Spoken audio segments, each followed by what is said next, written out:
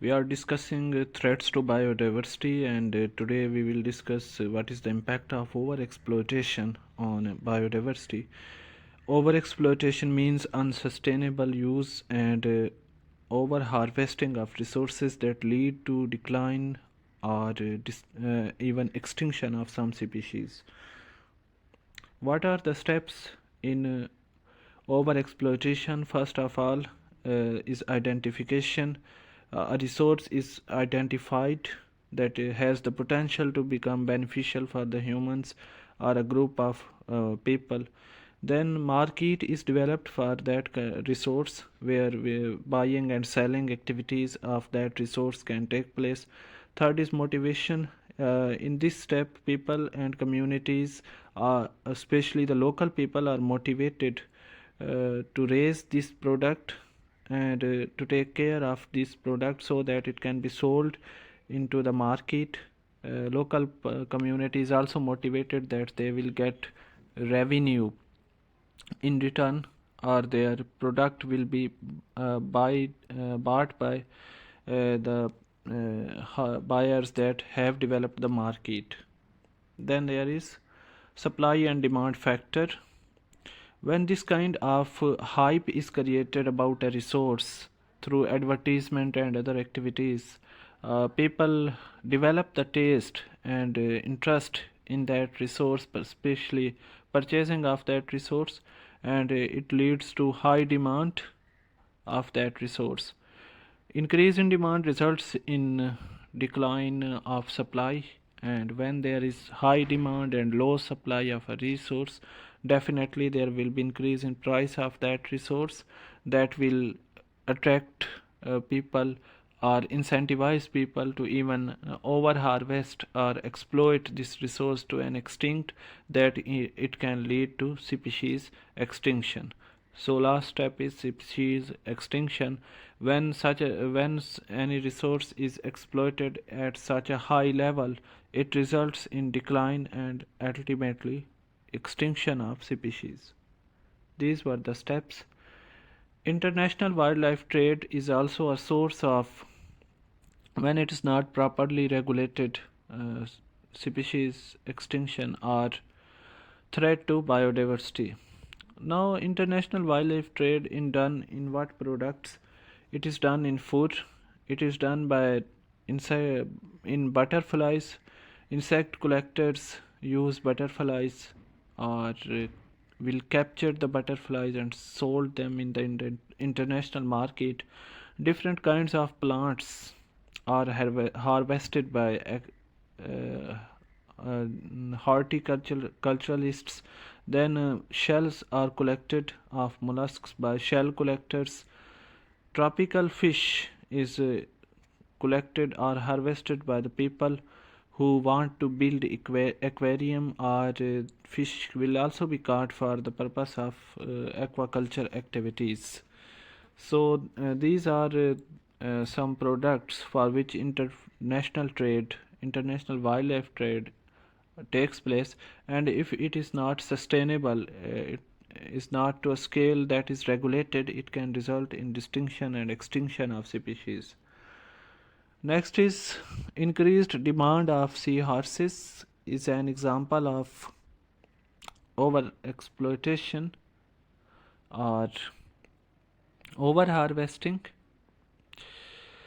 Seahorses are mainly used in China in medicinal industry. Chinese use first try it and then use it in medicine. Why there is increased demand of seahorse in China? Because it resembles dragon, and therefore Chinese people thought that it has special or supernatural kind of healing power. Next is trade in frog legs. The legs of frog are used as luxury meal, as food source, and it can be estimated from the fact that Indonesia, on a year basis, export legs of 94 to 235 million frogs to Western Europe. So it is the it is also a cause of overexploitation and threat to biodiversity. Next is commercial harvesting. Commercial harvesting also leads to overexploitation, and who do commercial harvesting? Governments do it for the business interests and for job opportunities, to increase job market, provide more jobs to people, and on the basis of what argument governments do it? Governments based their argument on maximum sustainable yield.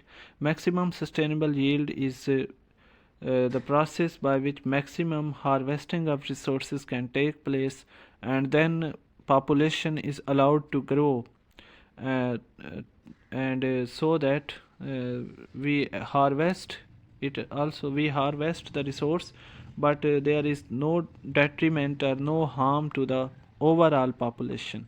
This is maximum sustainable yield, that we use the resource, but then we give that resource a time replenish itself and to rehabilitate, and a kind of sort of time of rehabilitation of resource that leads to or maintains the original population in a balance.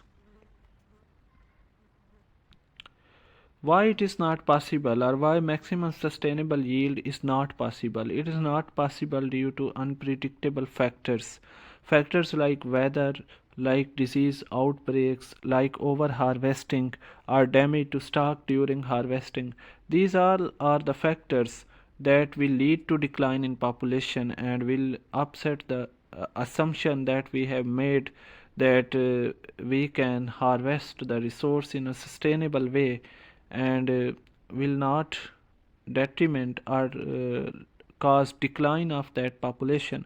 Now if some severe weather event take place, it can result, or disease takes place, disease outbreak occurs in a community or population, it will severely decline the population, especially the remaining population that we have given time to re-establish itself, and it will lead to the decline in genetic diversity and ultimately population decline. Next is lack of information. Government officials, organizations, agencies do not have information to make accurate calculations. Calculations about what is the total number of population, and how much hunting will be sustainable, or how much hunting will not be dangerous to that particular population. Next challenge is difficulty in coordination between different national and international organizations, especially in case of migratory species or species migration. If one species has migrated from one area to another area or one country to another country, it makes difficult for us to collect data and make accurate calculations.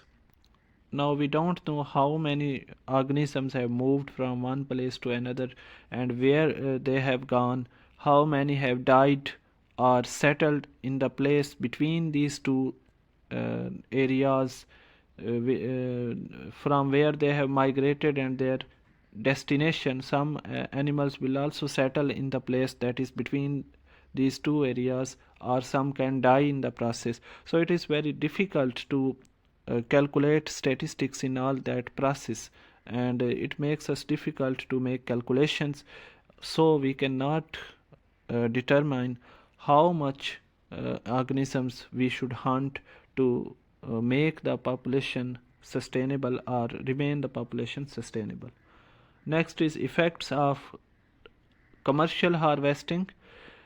There is abrupt decline of population, sudden change in population. It will result from the factors like weather, like disease outbreaks. They will severely and suddenly decrease the population. Next is damage to resource base.